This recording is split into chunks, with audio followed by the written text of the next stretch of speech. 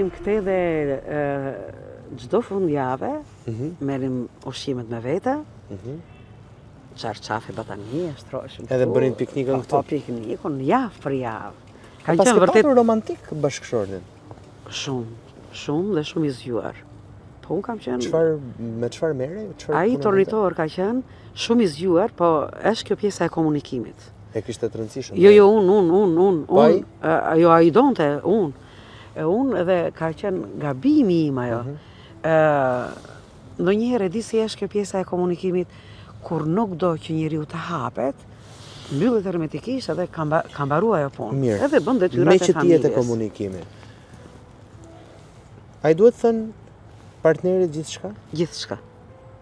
Se thonë që nga mesi e poshtë hapu, nga mesi e lartë mos hap. Duhet studiuar njerë kjo e sëmundjeve. Si janë familje, si jam shumë puritane, jam shumë konservatore me kështu gjënash. Ti vetë kur ja the bashkëshortit tënd historinë e parë? Po, ajo ka qenë e ditur, të gjithë njerëz, ne s'kemi biseduar kur për atë gjë. Ti s'ke folur kur? Asnjëherë kur. Pse nuk folur? As më pyeti, jo, kur s'kemi folur. Nuk e ndjeve asnjëherë ta flisni? Jo, po nuk mundesha. Dëgjoj, nuk mundesha se nuk arriti, për shembull, nuk arriti të më pushtonte mendjen. Edhe kjo e bukuria është një gjë e shëmtuar që them ndonjëherë. Lyesha, pse lyesh? Lasha, thosha ik lyu. Po tani çfarë bëj të lyem apo mos lyem?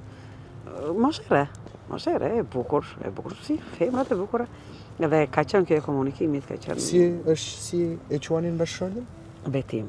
Betim.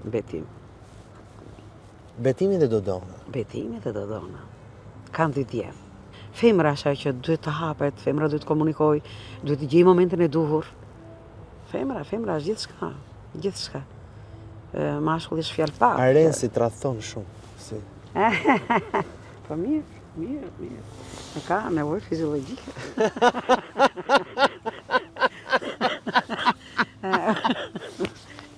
Do të më çosh mua, do të më bësh malore sot bisedën.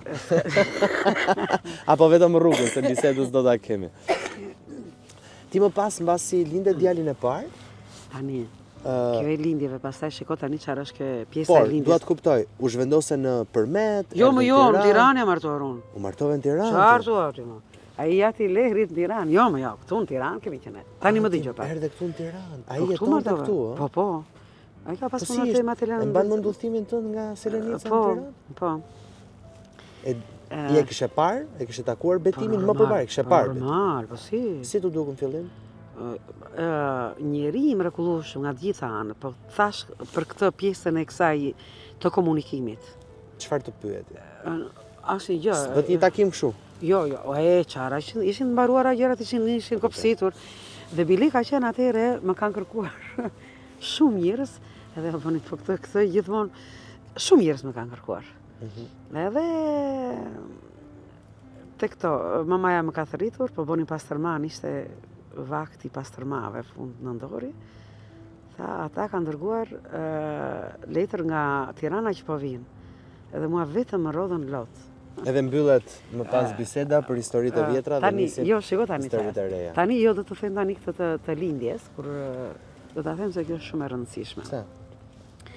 Femra, unë them këtë gjë, që femra kur lind fëmijën, edhe atëra është tradhtia e parë që i bëhet burrit.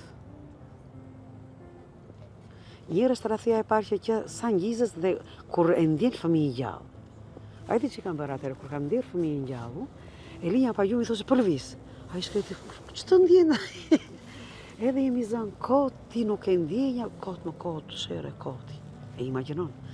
Dhe kur ngelet Shazan, femra është e ceremonia më geniale në botë, zot, dhe kur bën fëmijën, dhe e të gjithë, pastaj gjithë peshën e të fëmija, gjithë dashurinë. Dhe kjo është tradhtia më e madhe e bashkëshortore.